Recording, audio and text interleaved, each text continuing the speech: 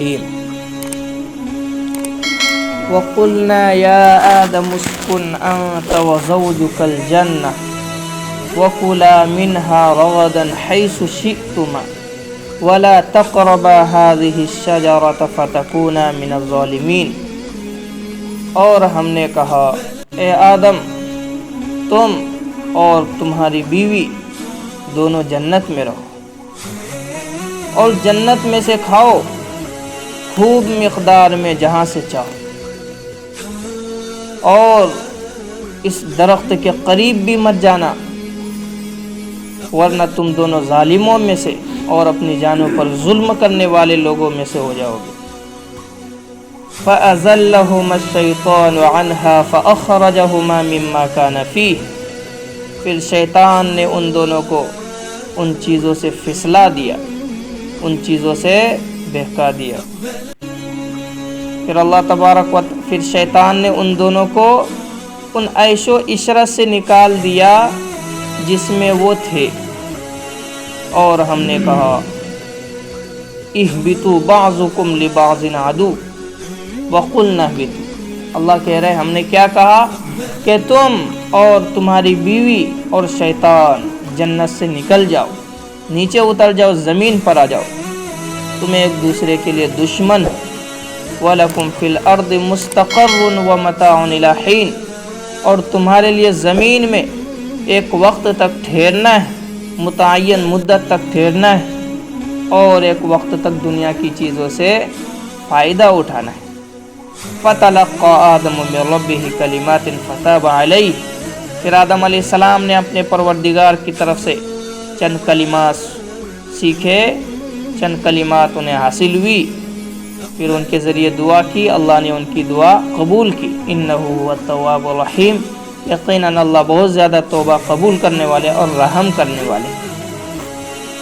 یہاں سے حضرت آدم علیہ السلام کو جب بنا دیا، بنانے کے بعد سارے فرشتے کو کہا کہ تم سجدہ کرو، تو فرشتے سب کے سب سجدے میں گر پڑے۔ اللہ کے حکم کے تابع کوئی اور چیز نہیں تھی ان کے سامنے، اس لیے وہ سجدے میں چلے۔ ابلیس نہیں گیا کمینہ، ابلیس نے انکار کیا اور تکبر کیا۔ انکار تو کیا کہ میں سجدہ نہیں کروں گا، اللہ کا حکم سے انکار کیا۔ تکبر اس معنی میں کیا کہ اس نے دلیل بھی دی اللہ کو، یا اللہ آپ نے مجھے آگ سے بنایا ہے اور اسے مٹی سے بنایا ہے، آگ جلائی جاتی ہے تو اوپر جاتی ہے اور مٹی کو پھینکو تو نیچے آتی ہے، تو اس لیے میں نیچے جانے والی چیز کے سامنے کبھی سجدہ نہیں کر سکتا، یہ میری خلقت کے خلاف ہے۔ کیا ہے میری؟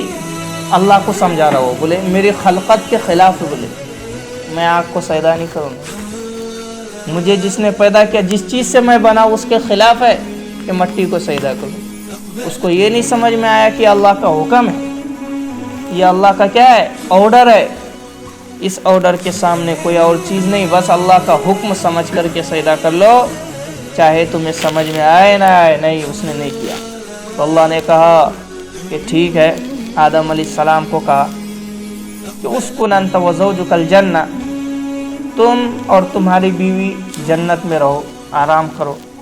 وَكُلَا مِنْهَا رَغَدًا حَيْثُ شِئْتُمَا، اور جنت میں ڈھیر سارے چیزیں ہیں، آم ہے نا، روٹیاں ہے، مزیدار انگور ہے، سب چیز کھاؤ، جہاں سے چاہو، جہاں پر گھومو پھرو، جہاں سے چاہو کھا سکتے ہو، کوئی تمہیں روک ٹوک نہیں ہے۔ پھر آگے فرمایا وَلَا تَقْرَبَا هَٰذِهِ الشَّجَرَةَ، ایک درخت ہے بس اس کے قریب نہیں جانا، ایک درخت ہے بس اس کے قریب نہیں جانا۔ فَتَكُونَ مِنَ الظَّالِمِينَ، ورنہ تم دونوں ظلم کرنے والوں میں سے ہو جاؤ۔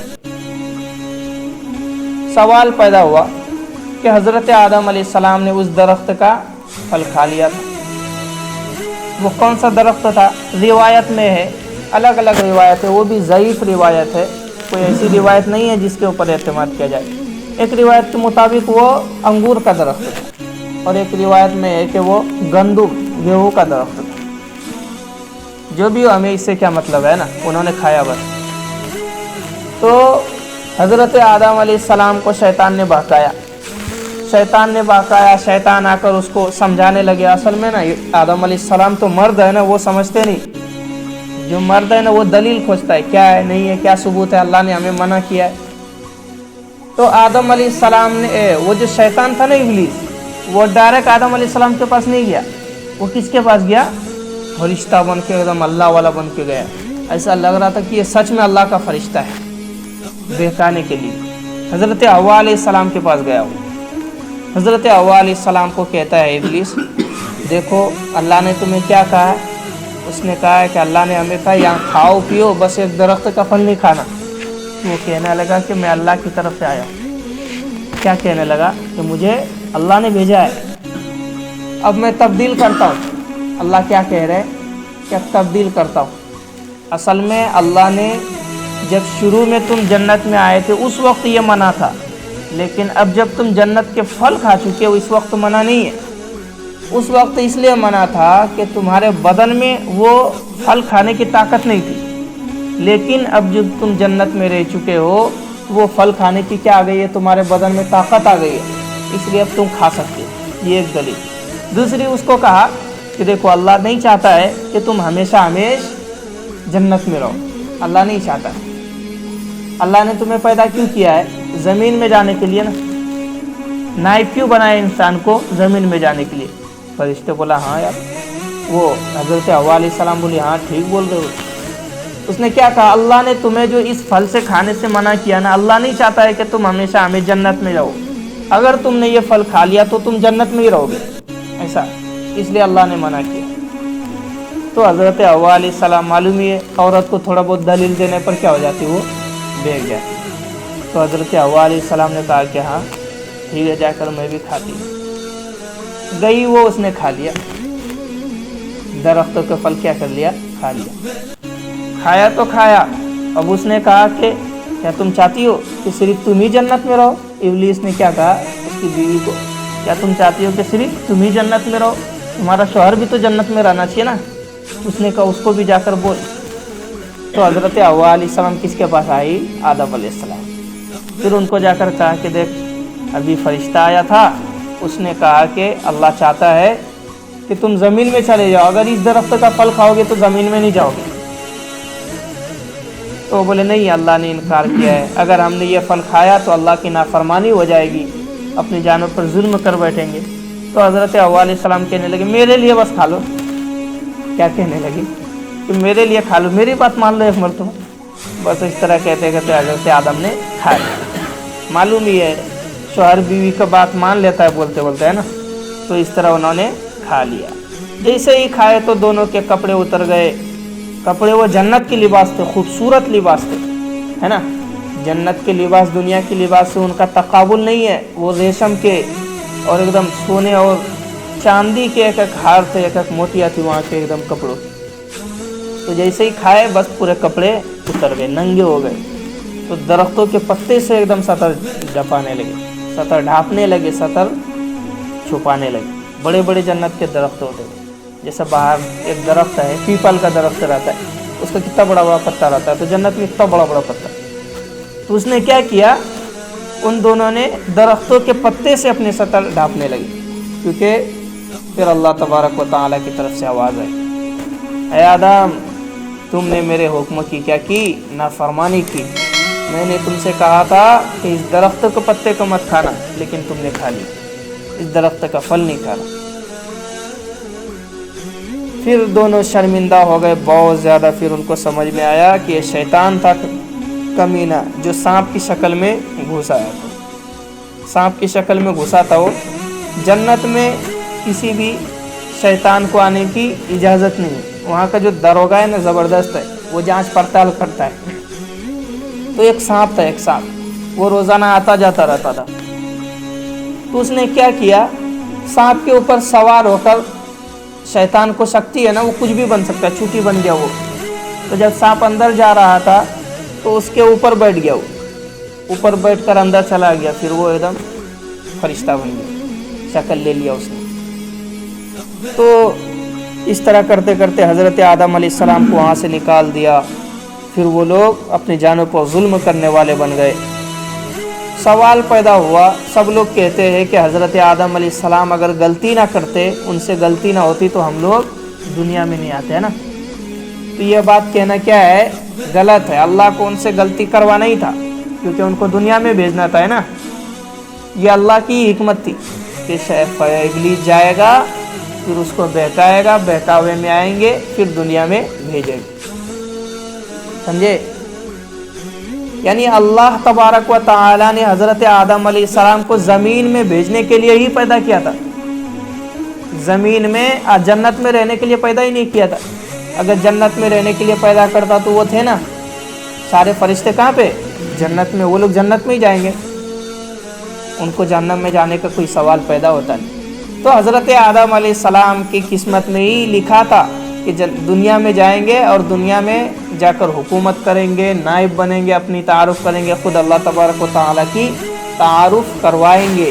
तो इसलिए अल्लाह तबारक व तआला ने ये काम करवाया। ऐसा कहना बिल्कुल गलत है कि उसने गलती किया, हम सज़ा भुगत रहे, नहीं।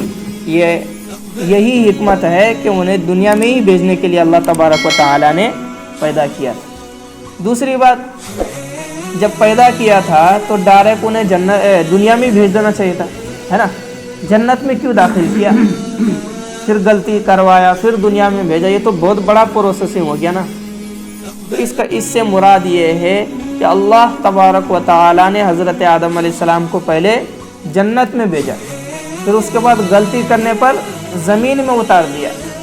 ये इसलिए किया कि हज़रत आदम अलैहिस्सलाम को मालूम चल जाए कि जो जन्नत है वो बहुत बड़ी है, और अगर तुमने दुनिया में जाने के बाद भी अल्लाह की नाफरमानी की, अल्लाह के हुक्म के ख़िलाफ़ चले, तो तुम्हें वो जन्नत नहीं मिलेगी बल्कि दूसरी जहन्नम मिलेगी। इसलिए अल्लाह तबारक व तआला ने पहले जन्नत दिखा दिया ताकि वो कभी जन्नत के ख़िलाफ़ काम ना कर सके, है ना।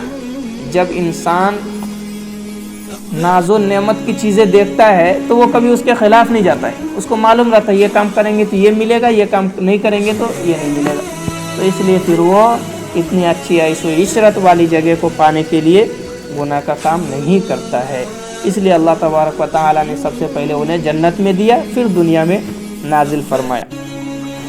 फ़अज़ल्लहुमा शैतान, फिर शैतान ने उन दोनों को फिसला दिया। फ़अख़रजहुमा मिम्मा काना फ़ीह, ऐशो इशरत से निकाल दिया। हमने कहा निकल जाओ यहाँ से, तुम एक दूसरे के लिए दुश्मन।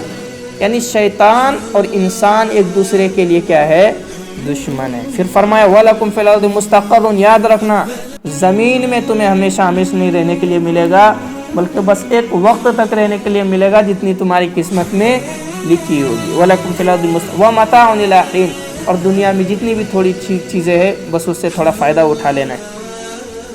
फ़तलक़्क़ा आदम मिन रब्बिही, फिर आदम अलैहिस्सलाम ने अपने परवरदिगार से कुछ कलिमात सीखे, फिर उनसे तौबा की, अल्लाह ने तौबा कबूल की। अल्लाह बहुत ज़्यादा तौबा कबूल करने वाला, रहम करने वाला है। अल्लाह ताला के नसूब। सुभानअल्लाह व नशहदु अन ला इलाहा इल्ला अंता, सुब्हान रब्बिका।